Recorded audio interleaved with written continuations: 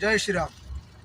144 वर्षानंतर होणाऱ्या महाकुंभ प्रयागराज तीर्थयात्रा प्रवासाच्या निमित्ताने आम्ही पिंपरी चिंचवड शहरातील राष्ट्रीय स्वयंसेवक संघाचे काही कार्यकर्ते आणि त्यांचे परिवारजन असे एकत्रित सहप्रवास, सहनिवास, सहभोजन, सहजीवन याची अनुभूती घेत 36 आसनी शयनयान वाहन अर्थात स्लीपर बसने प्रवास करत 2 दिवसापूर्वी या प्रवासाला निघालेलो आहोत।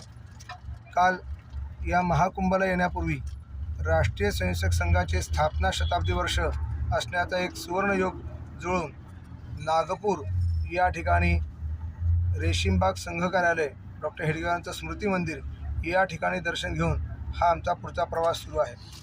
हा सहप्रवास निश्चितच आम्हा सर्वांना आनंद, चैतन्यदायी आणि प्रेरणेची अनुभूती देणार आहे। या प्रवासाच्या निमित्तानं या परिसरातल्या अनेक व्यक्ती, संस्था, शासन, प्रशासन यांनी किती प्रचंड प्रमाणात सेवावृत्तीनं व्यवस्था उभ्या केल्या आहेत याची देखील आम्ही अनुभूती घेत आहोत।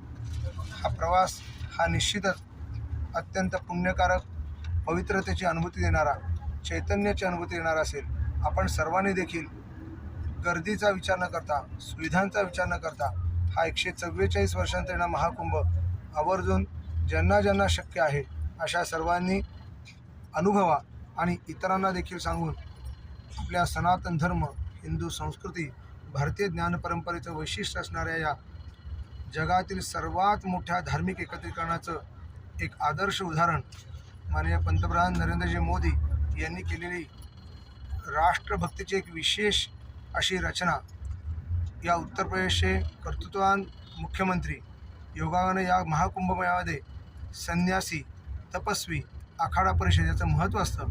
याच वर्षीच्या याचे महाकुंभचे यजमान हे योगी आदित्यनाथांसारखा संन्यासी व्यक्ती असावा आणि या सगळ्याचं उत्तम भव्य व्यवस्थापन सर्वांना याची अनुभूती येते।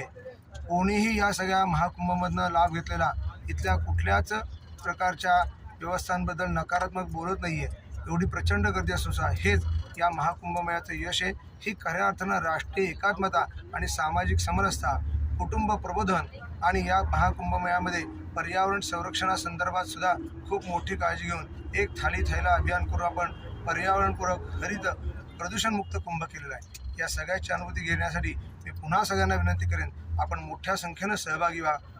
हर हर महादेव, हर हर गंगे। सनातन हिंदू धर्म, हिंदू संस्कृती, भारतीय ज्ञान परंपरा की जय हो।